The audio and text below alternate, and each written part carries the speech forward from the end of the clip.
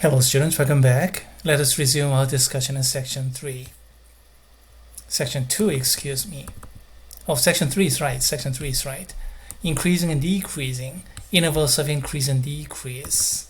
We went through the definition of what it means by increasing, what it means by strictly increasing, what it means by decreasing, and what it means by strictly decreasing. Yes, they're all about y-coordinate. Whether y-coordinate is going up or going down, strictly up, strictly down, those kind of things. But when somebody says an interval of increase or decrease, then you're looking at the x intervals. Here's an example. Here, y-coordinate is going down from positive infinity all down to -2 here, but that's happening on x interval, negative infinity to 3. Negative infinity to -3, excuse me. Right here.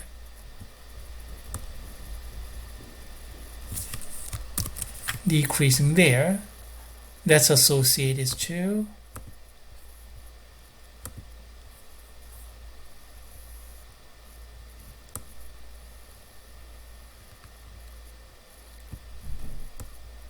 coming down like this. So all the way from positive infinity come down to function value -2. And yes, y-coordinates just decreased. But when you write the answer key, x interval negative infinity to -3.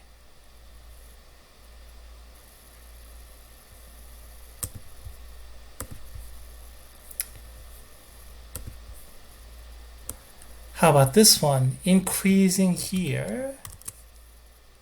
What do you mean by that? From this point to that point.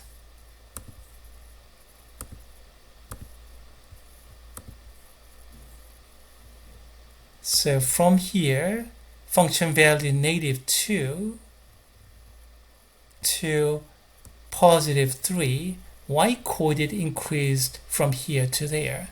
But when you write the answer, the interval of increase is x interval -3 to +3. X coordinate -3 here, x coordinate -3 there. And what do you mean by this? Decreasing in 3 to infinity.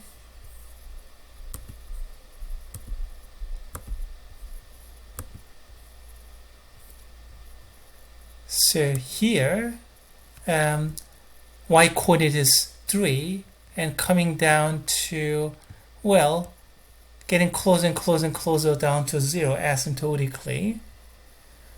So y-coordinate is decreasing from +3 to 0, but when you write the answer, you have to answer the x interval. When x is between 3 to infinity, you have to write the x interval. That's how you do intervals of increasing and decreasing. Now let's go to the next topic, local and absolute extrema. Extrema is a plural of extremum, and extremum is either maximum or minimum, the highest or the lowest. And as for plural, we use maxima and minima because they are all Latin. And then there are local maxima, that's the highest around that point, and a local minima, the lowest around that point.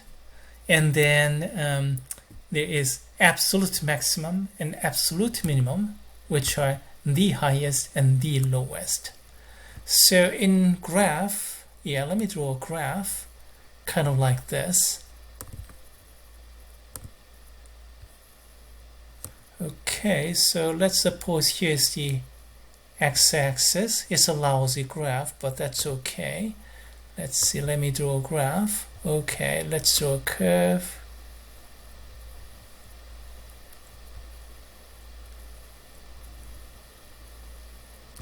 Okay, all right. And then let's say the graph ended here and then ended there. Okay, all right. How many local maxima do you see? Well, roughly speaking, I have 3. Around here, it's highest among those, not the highest, but highest among close nearby. And around here, another one, highest among the points around here. Also, this one happens to be the highest. And then right here. So there are 3 local maxima. Among those, this one is absolute.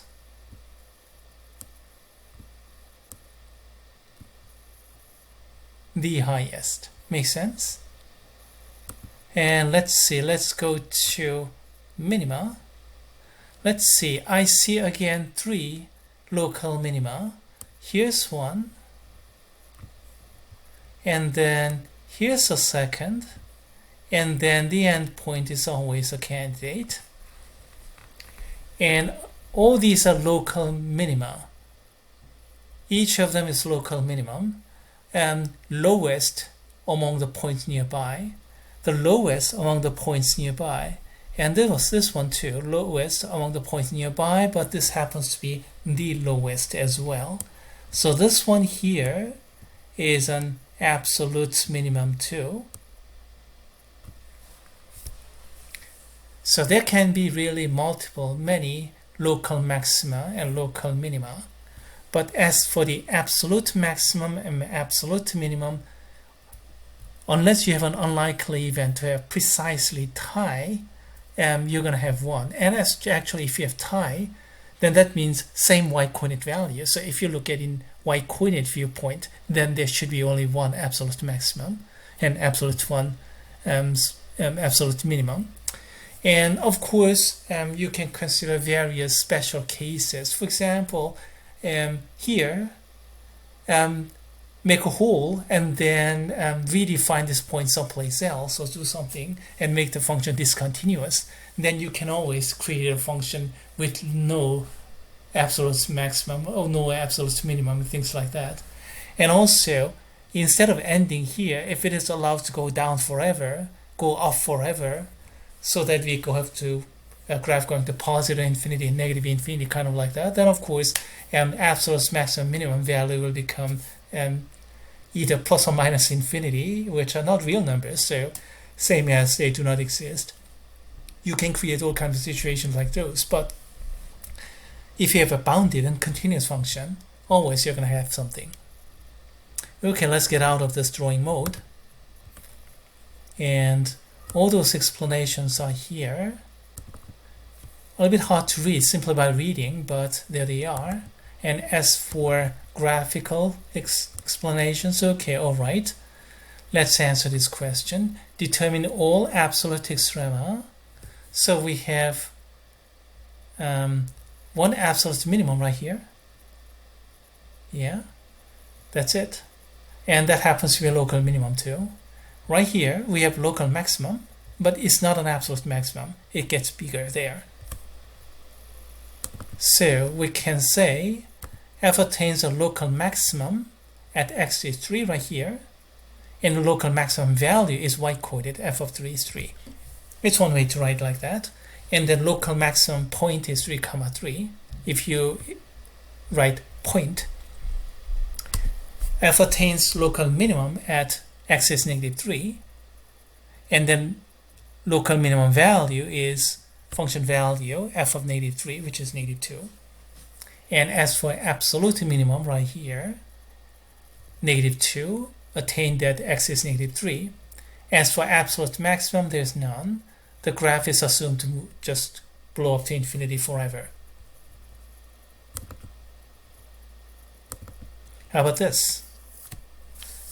Looks like we have 2 local maxima and 1 local minimum right here and there, and they happen to be tie, so they're going to share the same absolute maximum, and it looks like about 0.8 or something. Do some estimation. And this one, this local minimum is going to be 2.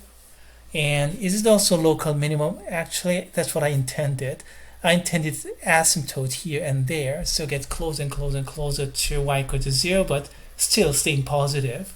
So this one is supposed to be absolute minimum, but just naked eye, it's hard to see. So if you don't answer like that, I'm not going to take off any points. I just told you about so-called asymptote.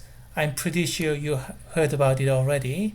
But asymptote is a kind of line or curve that gets closer and closer and closer as you move one direction that is far away from whatever you see here. It's going to be horizontal asymptote in this case, getting closer and closer and closer to the right, to the left. Again here, horizontal asymptote to the right. Or sometimes you may see vertical asymptote, which I'll show you. Yeah, I think I'll have to show you vertical asymptote example next week. I didn't prepare vertical asymptote example here. So here, answering part C, determine all asymptote. We have the x-axis or horizontal line y equal to 0, and then that's toward to the right. That is toward to x moving to positive infinity. We use this kind of notation as a matter of fact. I cannot use x equal to positive infinity. No real number is actually equal to infinity, so you cannot use equality. So next thing people figured out is moving toward infinity. So people use arrow notation for infinity. And that arrow notation toward infinity or negative infinity will become important in calculus. In this case, determine all the asymptote. Yeah, it's going to be the same.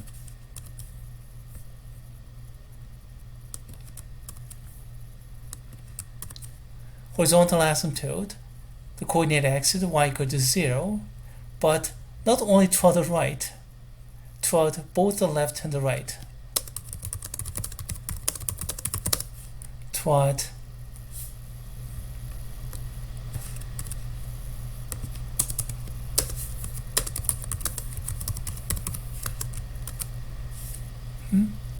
wait a minute, why am I having strange font here?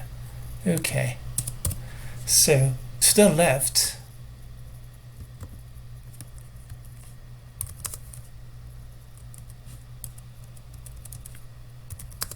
okay, okay, y equals 0, both to the left,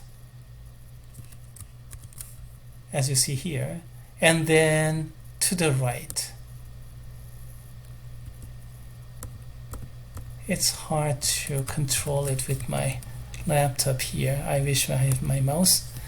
And then left, most of the time we use this notation in calculus.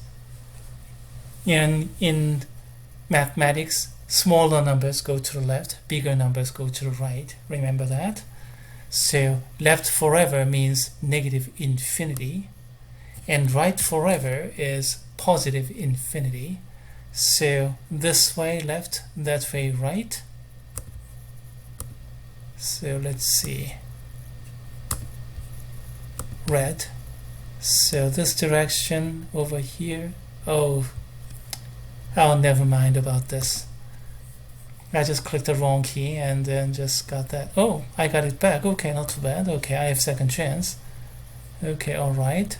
To the left, this is going to negative infinity. Oh, as a matter of fact, this arrow is not going up. It should stay down. Just lousy graphics, lousy drawing. And then to the right,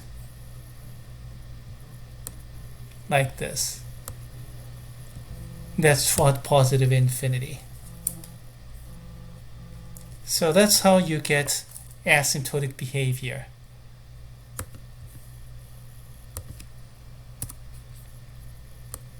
We'll talk about vertical asymptotes in the next lesson. So for now, let's say section 3 is complete. We talked about increasing and decreasing. Increasing intervals of increase and decrease. Yeah, that's important. And as for local and absolute maxima, minima, just a side note, not that important. And so are the asymptotes.